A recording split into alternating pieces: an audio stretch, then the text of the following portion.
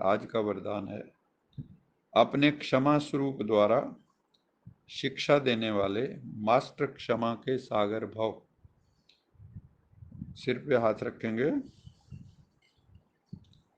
आज बाबा हमें जो है ना फॉरगिवनेस, क्षमा के ऊपर बता रहे हैं कि कोई किसी के प्रति भी मन में मलाल नहीं रखना है और क्षमा कर देना है सबको, खुद को भी क्षमा कर देना है, क्षमा मांग भी लेनी है। तो बाबा कहता है अपने क्षमा स्वरूप द्वारा, दोबारा बोलो, अपने क्षमा स्वरूप द्वारा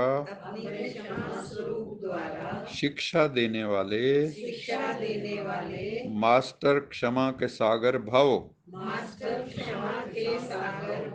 अपने क्षमा स्वरूप द्वारा शिक्षा देने वाले मास्टर क्षमा के सागर भव।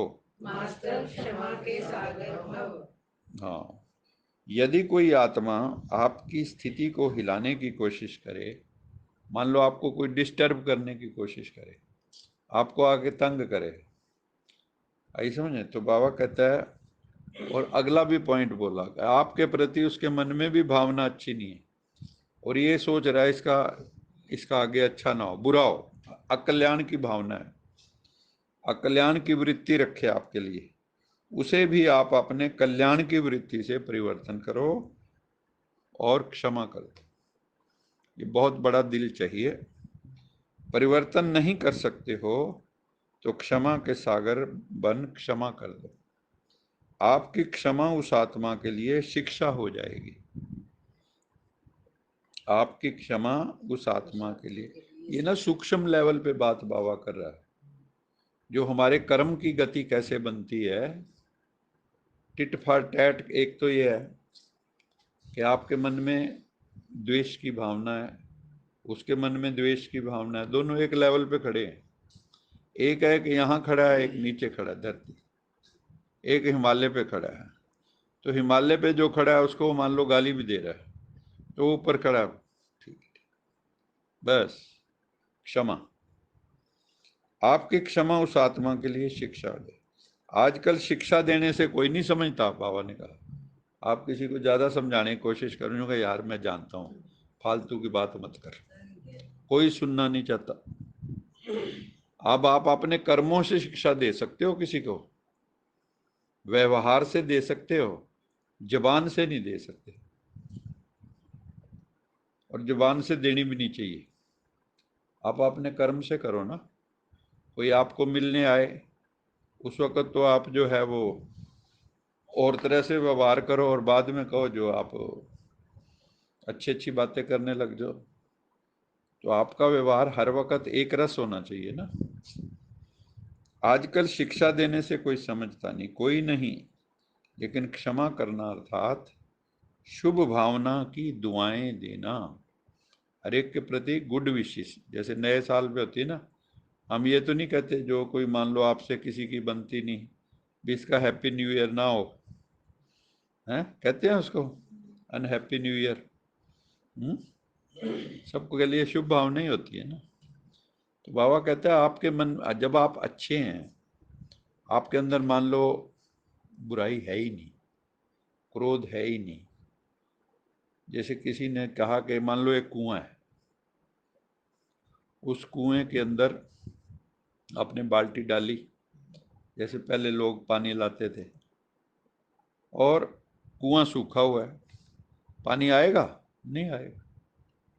ऐसे ही आपके ऊपर किसी ने, आपके अंदर किसी ने कोई मान लो कोई चीज फेंकी, कोई बाहर से फेंकी का मतलब कोई बात कही, और आपके अंदर वो चीज है ही नहीं, क्रोध है ही नहीं मान लो, तो बाल्टी आने के बावजूद भी पानी तो आ ही नहीं रहा ना, लेकिन अंदर भरा हुआ होगा तभी तो बाहर निकलेगा। भी बोरी में भरा हुआ है तभी तो पारखी मारोगे तो निकलेगा, वैसे कैसे निकलेगा? तो इसलिए बाबा कहते हैं सबके प्रति शुभ भावनाएं, शुभकामनाएं रखो और इतने अच्छे बन जाओ देव स्वरूप कि तुम्हें जो है रावण वाला पक्ष तुम्हारा खत्म हो जाए। अभी तो हम रले मिले हैं ना। अभी क्या है, हमारी पर्सनैलिटी कैसी है, कभी देव कभी असुर, है ना, यही है ना। कभी तो लगेगा यार ये तो संत आदमी, कभी लगेगा अच्छा ये वही है ना। तो शुभ भावना की दुआएं देना, सहयोग देना सबको। स्लोगन है स्वयं को और सर्व को, स्वयं को और सर्व को प्रिय वही लगते हैं जो सदा खुशहाल रहते हैं, हर हाल में खुशहाल। इसलिए बाबा का रोज ही एक तरह से इशारा होता है कि बच्चे हर हाल में खुशहाल रहो, आपके चेहरे पे खुशी रहे, खुशनुमा चेहरा हो, है ना। बाबा कहता है दिल खुश मिठाई बांटो सबको, खुश खुश रहो, खुशियां बांटो। क्योंकि अगर ज्ञानी योगी खुशी नहीं होगा तो और कौन खुश होगा इस दुनिया में। संसारी आदमी तो कभी खुश हो नहीं सकता, उसकी इच्छाएं कामनाएं वासनाएं तो एंडलेस हैं। जो ठहर गया है इस अंधी दौड़ से वही शांत हो सकता, नहीं तो मन में बेचैनी अशांति बनी रहेगी। और चाहिए और चाहिए और चाहिए। और जो योगी तपस्वी आत्माएं हैं वो भगवान के लिए कहती हैं और चाहिए, और अनुभव चाहिए, और अनुभव चाहिए, और सूक्ष्म अनुभव चाहिए। तो अब हम इन्हें ये देखना है कि कौन सी चीज हमारी असली कमाई है। गुरु नानक देव जी ने तो सुई दी थी ना सिर्फ, उसने कहा था मरने के बाद भाई ये ले आना। कहते जी ये तो आएगी नहीं। फिर कहते ये जो मुझे ताम झाम दिखा रहा है ये साथ जाएगा तेरे, कहते ना। कहते फिर वो कमाई कर जो तेरे साथ जानी। तो हम सब भी वो कमाई करें, दोनों कमाइयाँ करें, लेकिन एक संतुलन बना के चलें। ये ना हो कि अंत में हम भगवान को याद करना चाहें तो मन जाए ही ना उधर, क्योंकि अभ्यास नहीं होगा तो होता नहीं। सीधी सी बात है। तो अब मन को जो अभ्यास होता है वहाँ सहज भाव से जाएगा। तो हम लोग रोज क्यों बैठते हैं कि मन को थोड़ा अभ्यास हो, हम लोग उड़ना चाहें उड़ सकें। जब आपको उड़ने का अभ्यास होगा तभी तो उड़ोगे, कार चलाने का अभ्यास होगा तभी कार चलाओगे, एरोप्लेन चलाने का अभ्यास होगा तभी चलाओगे। अगर ऐसे थोड़ा है कि आपको जाके बिठा दिया कार में चलाओ जी। मन भी तो ऐसे है ना, मन को भी तो आपको ट्रेनिंग देनी पड़ेगी तभी हम आगे बढ़ेंगे।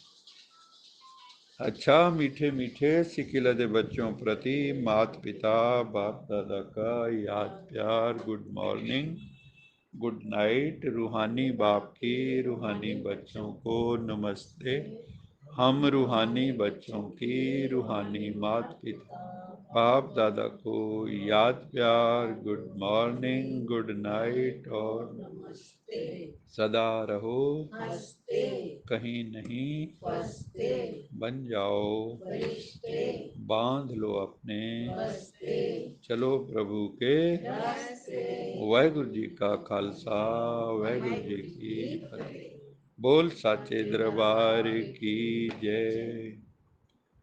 लोका समस्ता सुखिनो भवन्तु, लोका समस्ता सुखिनो भवन्तु, लोका समस्ता सुखिनो भवन्तु। ओ